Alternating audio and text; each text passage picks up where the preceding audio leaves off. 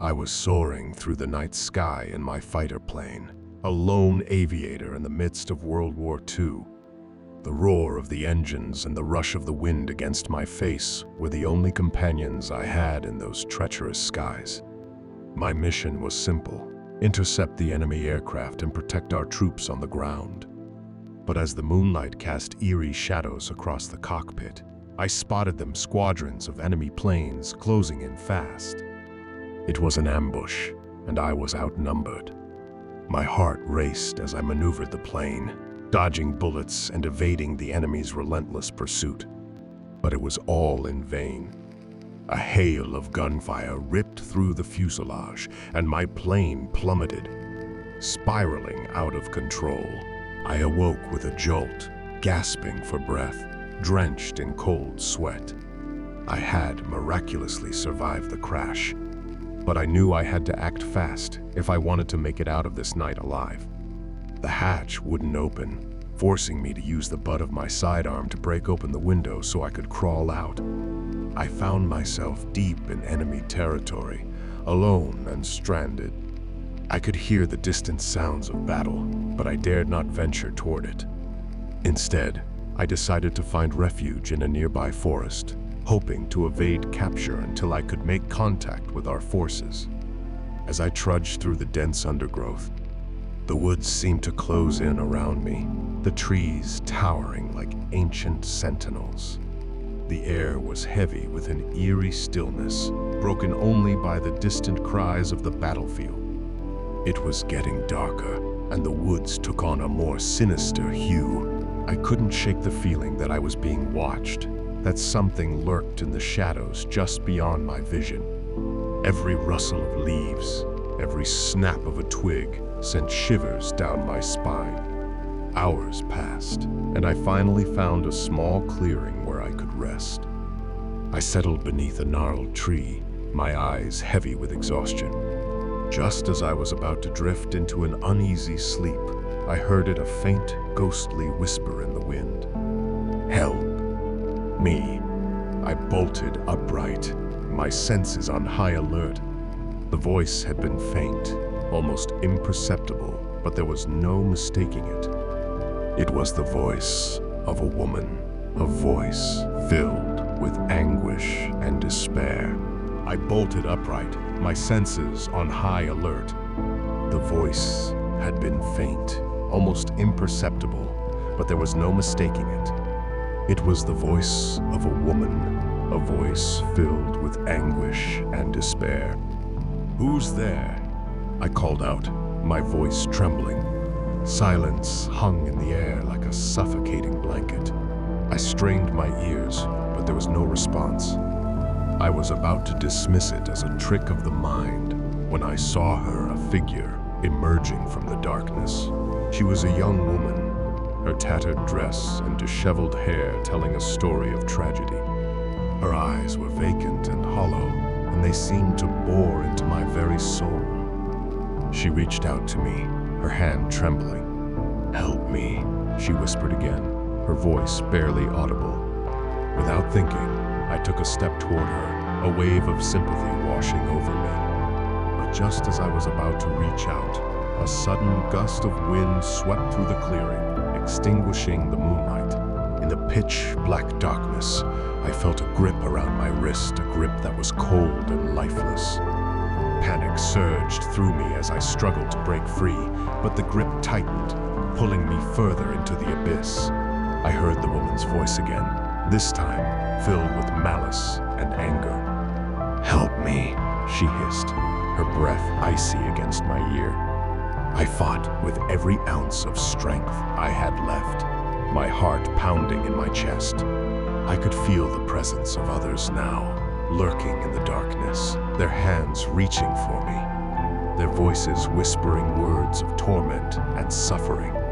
Just when I thought I couldn't hold on any longer, a blinding light pierced the darkness, banishing the spectral figures that had surrounded me. I was pulled from the grip of the restless dead, gasping for air as I stumbled back into the clearing. It was the headlights of an approaching military vehicle that had saved me. Soldiers rushed out, their weapons at the ready. They found me disheveled and shaken, my clothes torn and my face pale. "What happened here?" one of the soldiers asked. I tried to explain, to tell them about the woman in the woods and the malevolent spirits that had pursued me. But my words fell on deaf ears. They exchanged uneasy glances, clearly thinking I had lost my mind in the crash. As I was escorted back to safety, I knew that the spirits of that haunted forest still lingered, waiting for their next victim. The war would eventually end, but the horrors I had witnessed that night would haunt me forever. And so, as I stand here now, decades removed from that nightmarish encounter, I can't help but wonder if those restless spirits still roam those woods, waiting for someone else to stumble into their malevolent grasp. The horrors of war may have scarred my body, but it was the horrors of the supernatural that scarred my soul, and I fear they will never release their hold on me.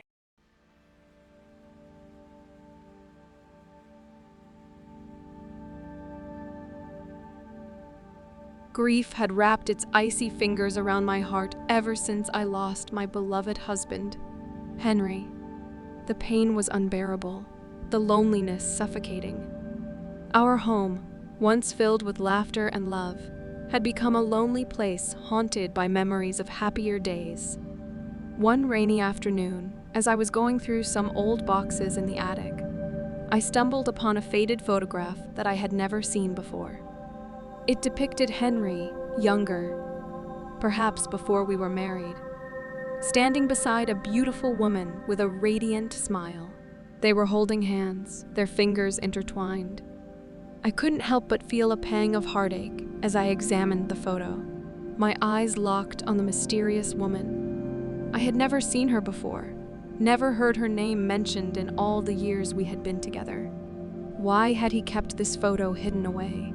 Desperation gnawed at my soul, and I decided to seek answers. I started by asking Henry's closest friends, but they claimed to know nothing about the woman in the photograph. It was as if she had never existed, a ghost from his past that he had never shared with anyone. Perhaps I was obsessing over this too much. After all, whoever she was obviously out of his life long before we made a life together, and nothing about their relationship could tarnish the years we'd spent together. The next day, I went to visit Henry's grave. Standing before his gravestone, I got a sudden sense of unease. The wind rustled through the trees, and I had an overwhelming feeling that I was being watched. I scanned the cemetery and then noticed somebody standing in the tree line at the edge of the graveyard. I told myself it was just another griever, but something about them felt terribly wrong. That night, as I lay in bed, sleep eluded me. Even at home, I felt that I was being watched, that I was not alone. Then, just as I was finally on the cusp of sleep, I heard the sounds of footsteps next to my bed. My heart pounded in my chest as I shot up and turned on the bedside lamp, but the room was empty. My blood ran cold. I tried to catch my breath and tell myself that I was just working myself up. But then, something caught my eye. I saw a set of fingers gripping the foot of my bed frame. Slowly, I lifted myself up to peer over the edge. That's when I saw her, the woman from the photo, crouched on my bedroom floor. She had a look of terror and sadness on her face. In a flash, she was gone. The following nights were a living nightmare. The ghostly woman appeared to me again and again, her presence growing more intense with each visit. She would reach out to me, her translucent fingers brushing against my skin, sending a chill through my body. I had to discover the truth. I assumed the picture had to be from the 50s. I went to the library to look through old newspapers, searching for any obituaries or reports about missing women who fit her description. Deep inside, something told me I might not like what I would find. After days of looking, I found it. Eleanor Sampson, age 23, had gone missing June 3rd, 1955. I was getting closer. I had to find out what had happened to this woman and what my Henry had to do with it. Not knowing where to turn next, I decided to reach out to mediums and paranormal investigators. They conducted seances, attempting to bridge the gap between the living and the dead. But Eleanor's anger and sadness were too powerful, and her presence grew even more malevolent. The haunting escalated.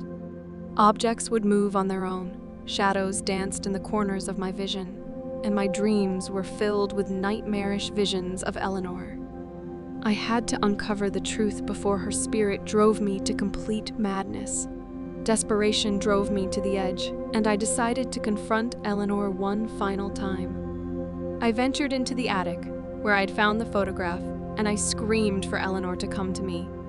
Tears ran down my face as I gave in to my frustration. I leaned against the wall, and in a fit of anger, I kicked it hard.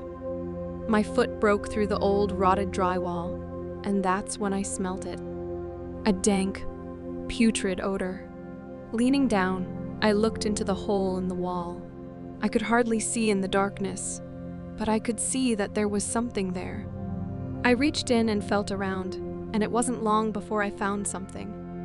My heart was filled with shock and terror when I pulled out a human skull. The next few days were a whirlwind as the police took over my home. Inside the wall, they found a total of 5 skulls. Trophies that Henry had collected over the years. Using dental records, they were able to identify one of them as Eleanor. I felt sick. How could this man that I loved, who I built a life with, have been a monster without my knowing? How could I live with myself? I still wasn't sleeping, but for a different reason now. But then, one night, Eleanor came back one last time. She put her hand on my shoulder in a comforting gesture and looked down at me with gratitude in her eyes.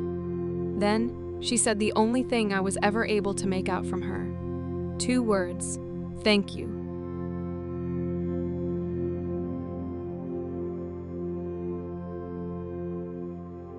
The recession was hard on a lot of people.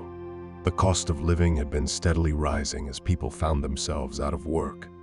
I had recently lost my job that I held for 9 years, and I turned to the bottle as a way of coping.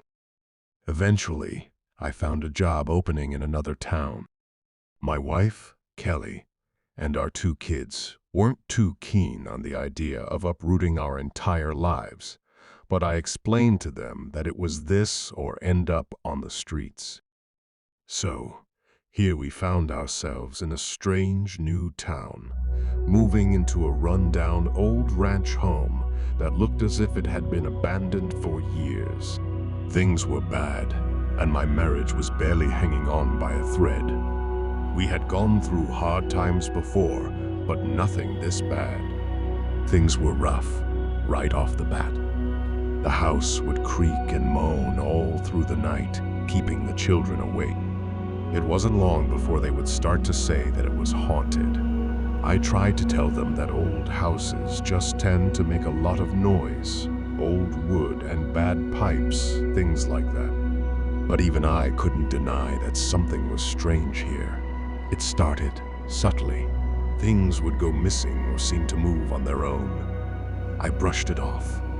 I mean, of course, you're going to lose a thing or two while you're still setting up a new house. But it only got worse.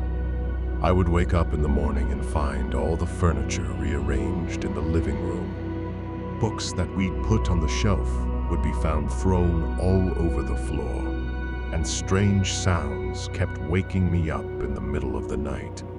As days turned to weeks, the situation only grew worse. The stain on our marriage only grew tighter. Kelly knew the trouble I'd been having with alcohol before the mood and understandably believed that I was to blame for our current situation. She accused me of sneaking drinks at night and trashing the house. I swore to her that it wasn't me doing all this, that I'd been off the sauce for weeks, but it was no use. Soon I was sleeping on the couch, desperate for answers. I saved up my paychecks and bought a set of security cameras. I was going to get to the bottom of what was going on here, or at least prove my own innocence. I set up the cameras in the kitchen, living room, and upstairs hallways, and laid down for a restless night, eventually falling asleep. The next morning, I sat at my laptop, looking over the footage from the night before. As I scrolled through the footage, everything seemed normal. I fast-forwarded through hours of footage without incident, when suddenly, right around 3 in the morning, it happened. In the kitchen, the pantry door slowly opened, and a man stepped out. He was thin, with long, unkempt hair and a ratty beard. I watched in horror as we went through our fridge, eating our food, going through our things, and even standing over me as I slept. A chill ran through my body. I felt like I was going to throw up as I bolted out of my chair and ran upstairs, screaming at my wife and child to get out of the house. Kelly demanded answers, but I couldn't take the time to explain. I just wanted to get them out of the house and to safety as soon as possible. We split up to get the children. Kelly went to gather Eric in from his room as I went outside to get Lily from the tea party she was holding with her dolls. My blood ran cold when I went to the backyard to find a table with dolls seated around it and an overturned chair where my daughter should have been. I ran back inside and went for my cell phone that I had left at the table with my laptop, but it was gone too. I screamed for my wife, demanding that she go to the next door neighbors and call the police. When she left, I grabbed a flashlight and a knife from the kitchen and made my way to the pantry. Feeling around on the floor, I discovered that the carpet was loose. Peeling it back, I found a door in the floor. This is how he'd been getting in and out. I opened it up and was hit by an overwhelming musky odor. A ladder led down into the darkness. I pushed my fear down and descended the ladder into that dank pit. The ceiling was low, perhaps just over 5 feet, making me have to bend over to be able to walk around. Using my flashlight, I examined the area. I found scraps of rotten food strewn about the dirt floor, an old dirty mattress in the corner, and old broken dolls and toys scattered around. How long had he been living down here? Then I saw him crouched against the back wall. He was filthy, with his long, greasy hair covering his face. He was holding Lily close to him. She sobbed heavily. I called out to my daughter, trying to tell her that everything would be okay and that I would save her. The feral man snarled at me, his eyes wild and his mouth full of rotten, foul teeth. I tucked the knife in my belt behind my back and approached them slowly, with my hand raised to show that I wasn't a threat. I assured him that I wasn't trying to hurt him, that I just wanted my daughter back. I have no idea if he could even understand what I was saying. When I finally got close enough, I grabbed Lily by the arm and pulled her as hard as I could, throwing her behind me. In one swift move, I punched the feral man in the face when my daughter was safe behind me. He jumped back up and slashed me across the face with his long, claw-like fingernails. He let out a blood-curdling hiss and dove into a hole in the wall. Now was our chance. I grabbed my daughter up off the floor and ran for the door. We scurried up the ladder as fast as we could. I could hear the man rummaging around in the walls around us. We ran through the narrow hallway to the front door when suddenly an arm burst through the drywall and grabbed me by the throat. I yelled for Lily to get out and find her mother next door. I struggled for the knife in my belt and sliced the man's arm. That was enough for me to break free. But not a second later, the man broke through the wall. I got to my feet and ran as hard as I could into the man, tackling him to the ground. I got up and bolted for the door, the feral man right behind me. When I got through the front door, I heard a voice yell, "Get down!" It was the police. I dove to the ground as they hit the wild man with a taser. The nightmare was over. The feral man was taken to an institution, and we were safe. But could we still live in this house after everything we'd been through?